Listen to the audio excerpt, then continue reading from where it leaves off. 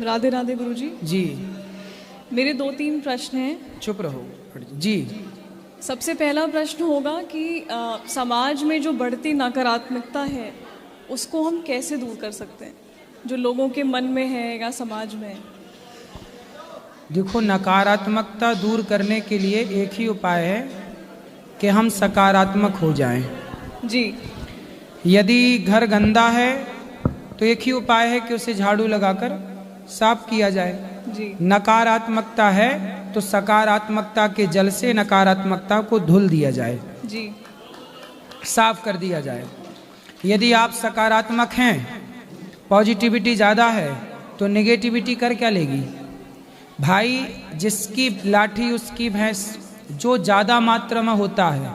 यदि नकारात्मक ज़्यादा हुई तो वो आपको आत्महत्या की ओर भी प्रेरित कर सकती है, और यदि आपके भीतर सकारात्मकता ज़्यादा हुई तो हर परिस्थितियों में आप मजबूती से खड़े रहेंगे। इसलिए भगवान राम के जीवन में उनकी माँ ने वनवास भेज दिया, लेकिन उस वनवास जाने पर भी राम जी 14 साल कैसे रहे होंगे, लेकिन अपने धर्म पर वो टिके रहे। इतनी नकारात्मकता के बाद भी राम सकारात्मक रहे। राम की पत्नी को चुरा लिया रावण ने, राम रो रहे हैं। कोई और होता तो हार जाता, लेकिन राम जी सकारात्मक रहे, और सकारात्मकता इतनी थी कि उनकी सेना बढ़ती चली गई और लंका के राजा को हरा दिया। ये है सकारात्मकता की शक्ति। पॉजिटिविटी में बहुत ताकत है। जी। अगला सवाल गुरुजी, क्या आज के युवाओं में भक्ति की भावना बढ़ रही है? हाँ, आज का युवा भक्ति की ओर बढ़ता चला जा रहा है। बात सही है। तो ये कैसे बदलाव हुआ? अगर आप... सत्संग से। आजकल लोग कथा सुनने लग गए हैं, और YouTube का ज़माना है, सोशल मीडिया का ज़माना है। अच्छी बातें भी समाज में चलने लग गई हैं, तो लोग धर्म से जुड़ने लग गए हैं। जो नहीं जानते थे वो जानने लग गए अपने धर्म के बारे में कि भाई हमारा धर्म कितना महान है। अभी तक लोग सिकंदर को महान कहते थे, जब कथाओं से पता चला कि नहीं, हमारे ऋषि मुनि बड़े महान थे। अभी तक लोगों को यही पता था कि राइट ब्रदर्स ने विमान बनाया। अभी तक लोगों को यही पढ़ाया गया कि हम बंदरों की संतान हैं, लेकिन अब जान गए कि नहीं, हम ऋषियों की संतान हैं, और हमारे विमान का आविष्कार हमारे ऋषि मुनियों ने पहले ही कर दिया था। तब तो रावण विमान पर ही तो चढ़ा कर ले गया था सीता मैया को, तो विमान तो हमारे यहाँ पहले से थे। तो हमारी इस वैज्ञानिक परंपरा को भी जो शास्त्रोक्त है उसे युवा समझ रहे हैं, और अब बदलाव हो रहा है।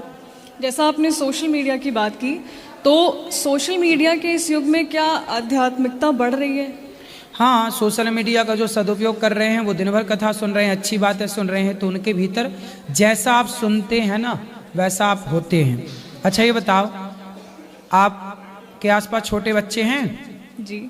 छोटे बच्चों को क्या हमने हिंदी सिखाई?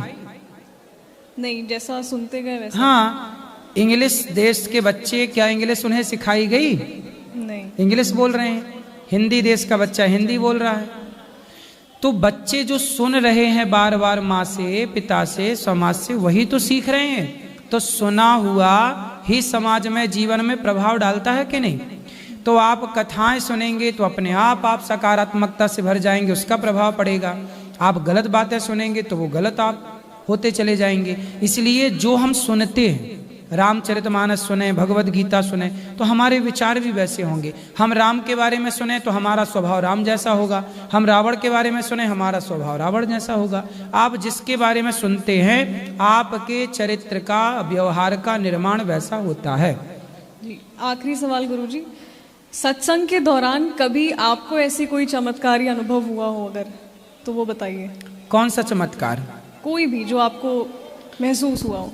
महसूस तो हमें अभी भी हो रहा है, 24 घंटे होता है। गौरी गोपाल आश्रम में हजारों लोग भरपेट भोजन खा रहे हैं। भरपेट भोजन निःशुल्क मिल रहा है। 290 वृद्ध माओं की सेवा यहाँ पर निःशुल्क हो रही है।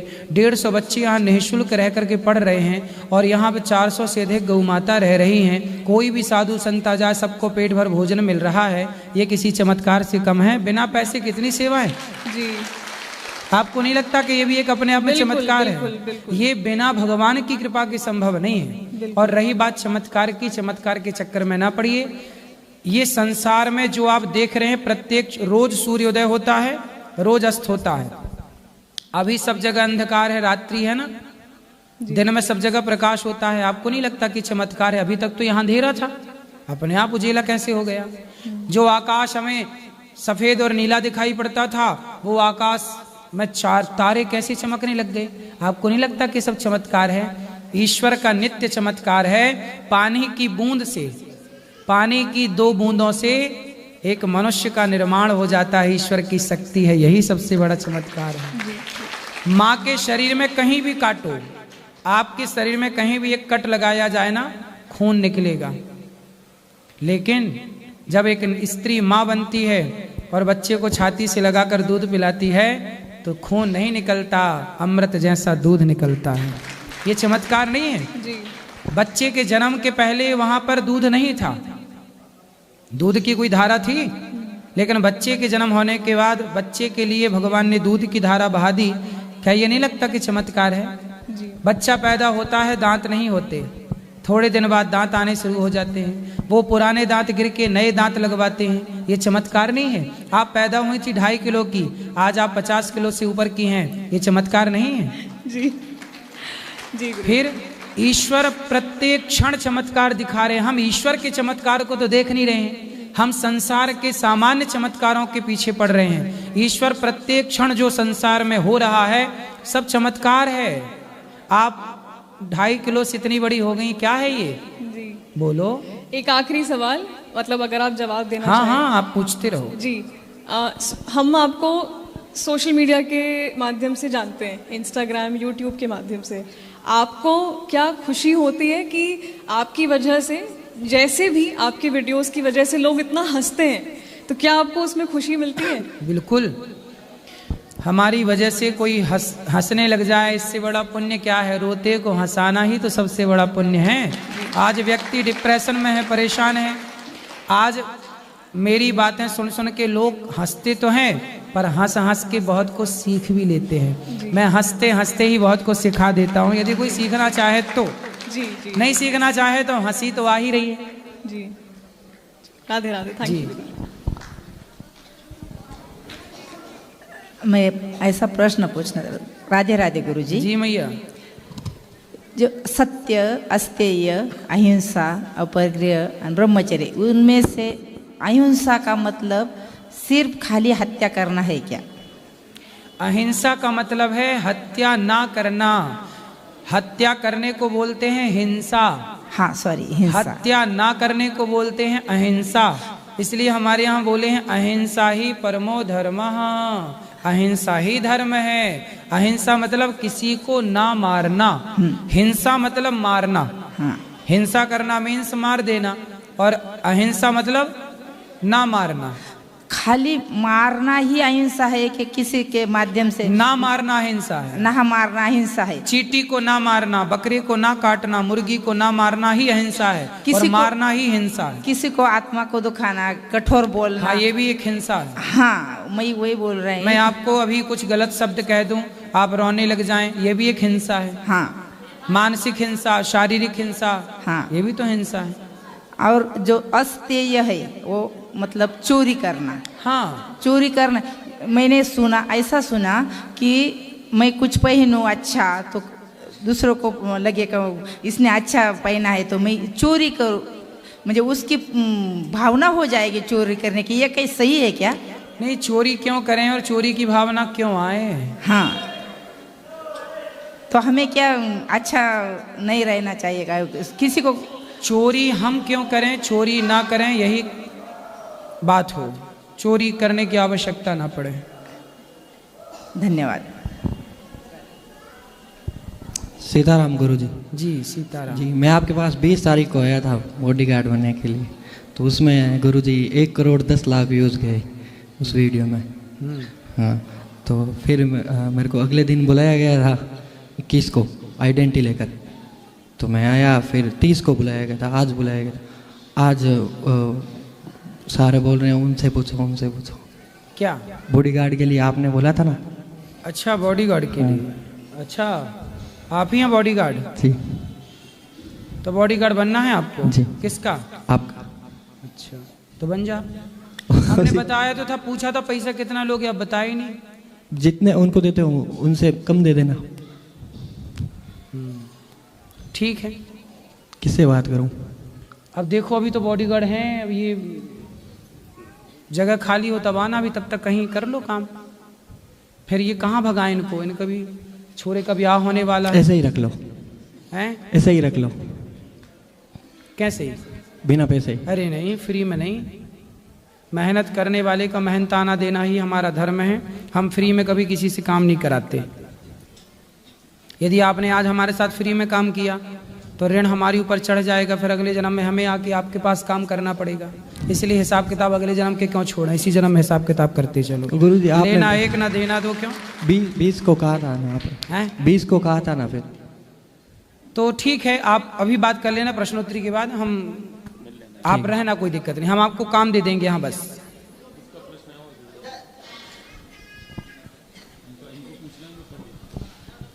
राधे राधे गुरुजी। जी, आपके चरणों में मेरा कोटि कोटि प्रणाम जी। और मेरा सपना था कि ये गौरी गोपाल में आके आपकी कथा सुनने का मौका भी मिला और झूमने का मौका भी मिला। एक मैसेज है सर जी की, आप भेज दीजिए मेरे पत्नी को कि जो फिजूल खर्चा करती है वो खर्चा ना करे। पत्नी कहाँ है? पत्नी साथ में नहीं आई अभी, दोबारा मैं आऊँगा सर जी तो उनको साथ में लेके आऊँगा। तो फिजूल खर्चा करती है? Yes sir. तो कहाँ ज्यादा खर्चा जाता है? वो खर्चा मतलब जहाँ नहीं करना है, जो चीज़ घर में होती है वो बार बार 2 बार 3 बार वही चीज़ें लाती है। क्या ले आती है? जैसे मतलब कोई भी घर की चीज़ हो जैसा, तो और मैं जो पैसा जो जमा करता हूँ वो ऐसा ही खर्चा कर देती है। वो मतलब वो कठिन समय में हमें दूसरे से मांगना पड़ता है। तो आप ले आना, समझाएंगे। चलेंगे। एक आप मैसेज भेज दीजिए उनको कि फिजूल खर्चा ना करें। बिल्कुल, आपकी पत्नी को मैसेज है कि फिजूल खर्चा बिल्कुल ना करें। क्या नाम है आपकी पत्नी का? उषा। उषा। हाँ, मेरा नाम दिलीप कोड़ी और मैं महाराष्ट्र से बिलोंग करता हूँ गुरुजी। उषा जी, फिजूल खर्चा ना करें, पति के पैसे को बचाएं, है ना? यस। ठीक है जी गुरुजी, ले आना, हम धन्यवाद। समझाएंगे। धन्यवाद गुरुजी, थैंक खुश यू। रहिए, खुश रहिए। और किसका प्रश्न है?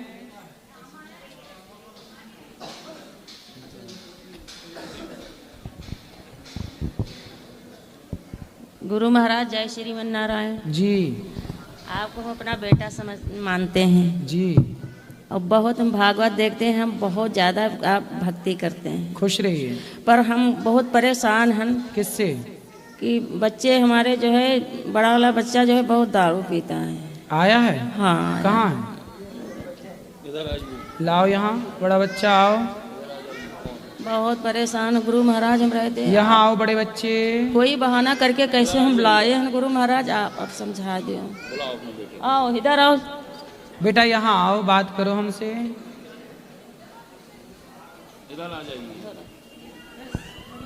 क्या नाम है आपका? हमारा नाम है चंद्रमोहन। कौन मोहन? चंद्रमोहन। चंद्रमोहन जी। करमचंद्र तुम ही हो? जी। अच्छा, तो शराब पीते हो? जी गुरुदेव, कभी कहता। शादी हो गई? जी सर। पत्नी और बच्चे कहाँ हैं? सही है। पत्नी खुश हैं आपसे? हाँ खुश है। अच्छा, और बच्चे कितने हैं? 4 बच्चे हैं। 4? तो छोरा छोरी क्या? 2 छोरी है, 2 छोरा है। अच्छा, तो बच्चों को भी शराब लाते हो कि नहीं, पिलाते हो कि नहीं? नहीं गुरुदेव। क्यों? बेटा कितना बड़ा है? बेटा है 15 साल का। 15 साल का? तो उसको शराब नहीं पिलाते? जी गुरुदेव। क्यों? थोड़ी बहुत पिलाओ, क्या है? अब क्या बताएं गुरुदेव आपसे, मेहनत का काम करते हैं।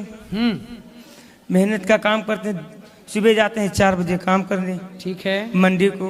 ठीक है। हम लखनऊ से हैं। ठीक है। ठीक है। हाँ। गुरुदेव, तो मैं आलू बोझा उठाओ, हर चीज करो, तो सुबह से जाना गुरुदेव, 4 बजे से जाना सुबह, और रात्रि दोपहर के 12-1 बजे आना। ठीक है। तो इतना हम थक जाते हैं गुरुजी जी कि हम आपसे बता नहीं सकते। नहीं, थक जाते हो, बात तो सही है।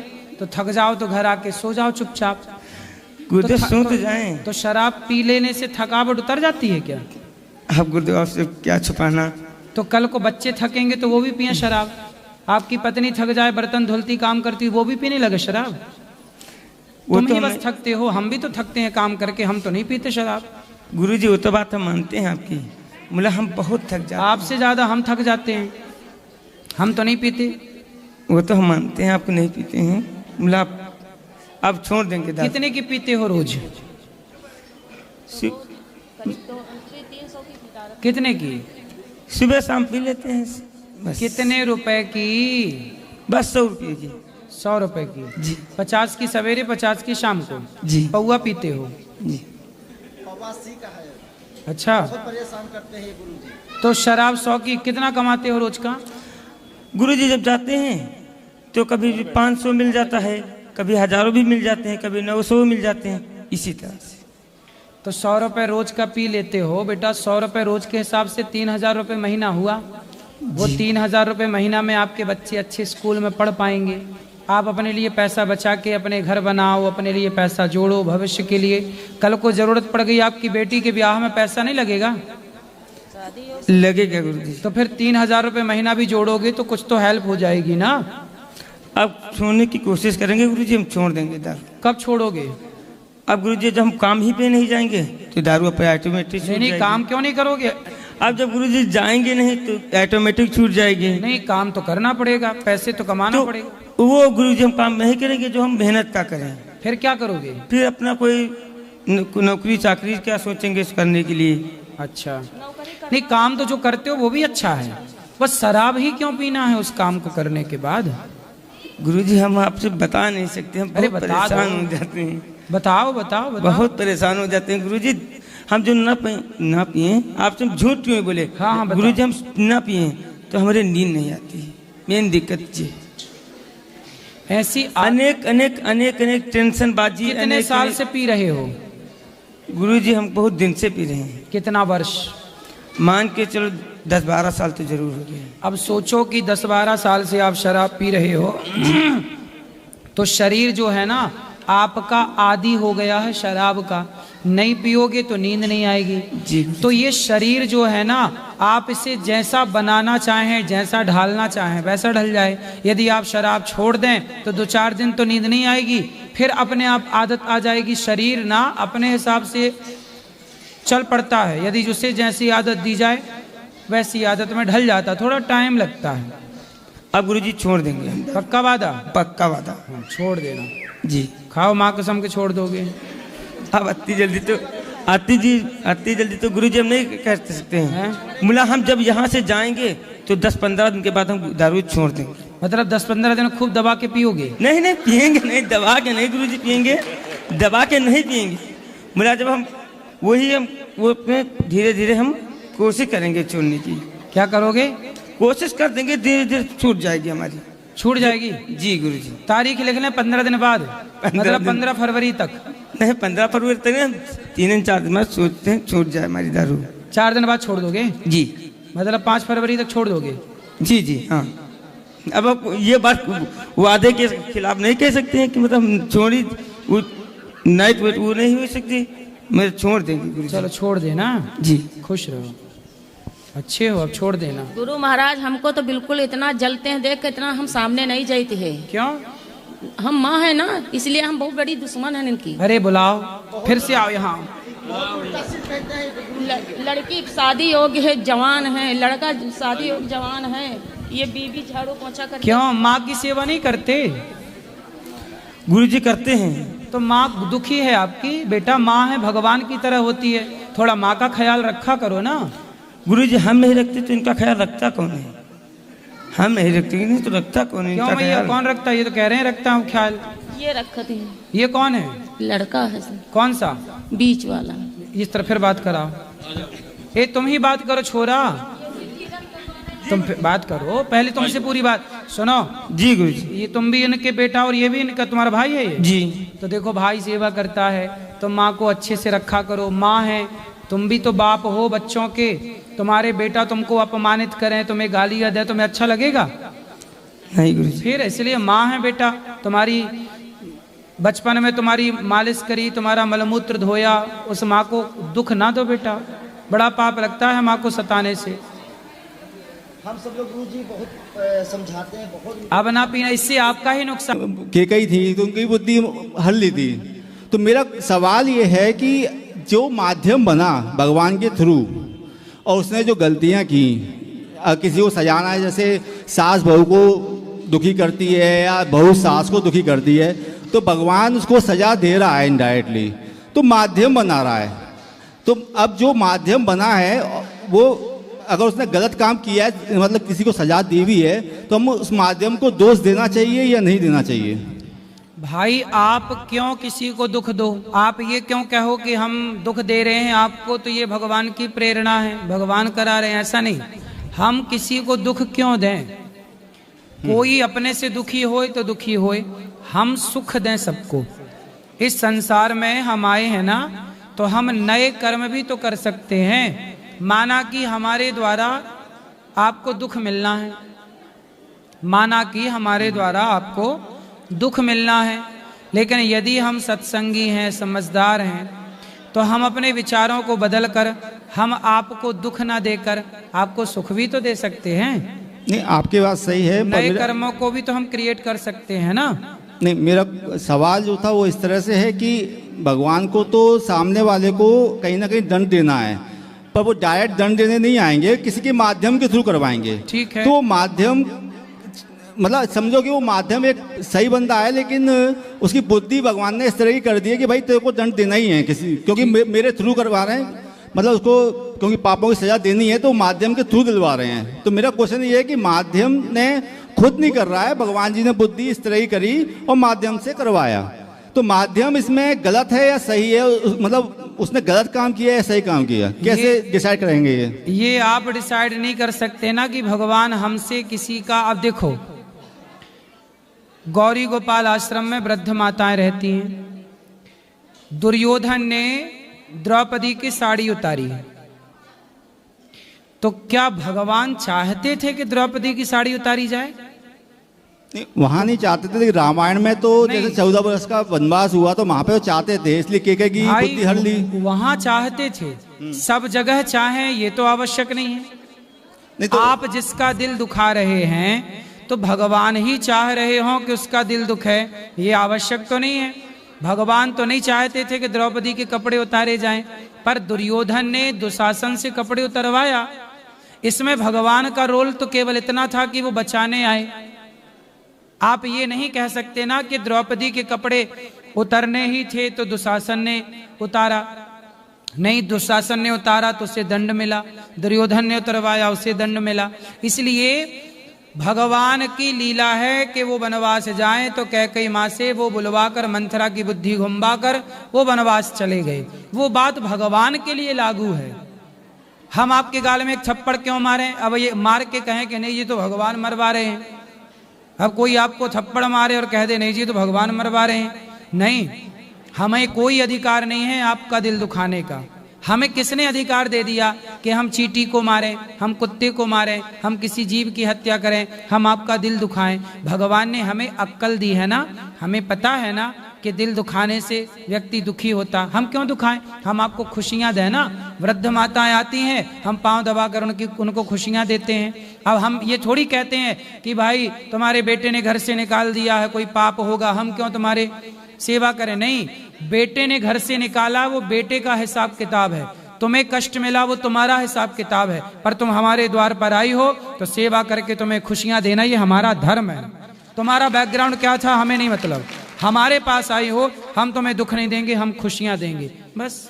नहीं, वो आपकी बात सही है, जो आपने बोला है वो मैंने आपकी प्रस्तुति सुनता रहता हूँ तो वो मुझे समझ में आता है। बस ये एक पॉइंट समझ में नहीं आता है कि जैसे जो माध्यम है, मैं ये कह रहा हूँ कि वो सही है, मतलब, लेकिन उसको कुछ अगर करवाना है, किसी को दंड दिलवाना है तो वो चाहता नहीं करना, पर बुद्धि उसकी भगवान ने इस तरह से कर दी कि भाई तुझे करना पड़ेगा। भगवान से यही प्रार्थना करो कि प्रभु हमसे कभी मनसा वाचा कर्मणा, मन से हम आपके बारे में किसी के बारे गलत ना सोचें, वाणी से गलत ना बोलें, और कर्म से गलत काम ना करें। भगवान से यही कहो कि प्रभु हमसे कोई अपराध ना हो, हमसे किसी का दिल ना दुखे, हम क्यों माध्यम बने। आज किसी को मरना है, जैसे गाय को मरना ही था, माना कि कई बार क्या होता, किसी ने गाय को इतना मारा, इतना मार दिया, गाय मर गई, इतना सा छू दिया गाय को, गाय मर गई, तो क्या लग जाती है, गौ हत्या, कि आपने गैया मार दी। तो भगवान से यही प्रार्थना करो कि प्रभु हमसे कभी सपने में किसी का दिल ना दुखे, हमसे किसी की हत्या ना हो, चींटी भी हमसे ना मरे। हम क्यों चींटी की मृत्यु के कारण बने, हम क्यों गाय की हत्या के कारण बने, मृत्यु के कारण बने, हम क्यों आपकी दुख के हम क्यों कारण बने, हम आपके खुशियों के कारण बने, हम आपके दुख के नहीं। भगवान से यही प्रार्थना करो। बाकी जो भगवान करा रहे हैं वो ये सब इतना गहन है, वो तुम्हारे और हमारे बस का नहीं है। भगवान किससे क्या कराना चाहते हैं ये सिर्फ भगवान जानते हैं, इसलिए हमसे गलत ना हो, बस हम इतना भगवान से कह सकते हैं। तो भगवान हमसे गलत क्यों करवाएंगे। अच्छा, एक प्रश्न और है। जैसे प्रेमानंद जी महाराज जी कहते हैं कि अगर कोई आपका दिल दुखाता है, आपको भला बुरा कहता है या आपके लिए कोई बुरा शब्द भी बोलता है, तो आप उसको माफ़ कर दो। तो वो माफ़, जैसे आप जिसने आपका बुरा किया है आप उसके साथ बुरा नहीं करना चाहते, लेकिन माफ़ भी नहीं करना चाहते, क्योंकि भाई ठीक है वो दिमाग में बैठा हुआ है, आप माफ़ नहीं कर सकते, तो वो गलत है या सही है। देखो माफ़, अच्छा ये बताओ हम लोग गलती करते हैं कि नहीं, आप गलती करते हो कि नहीं, कितनी गलती की होगी आज तक आपने। मतलब छोटी छोटी तो बहुत सारी गलती की होंगी।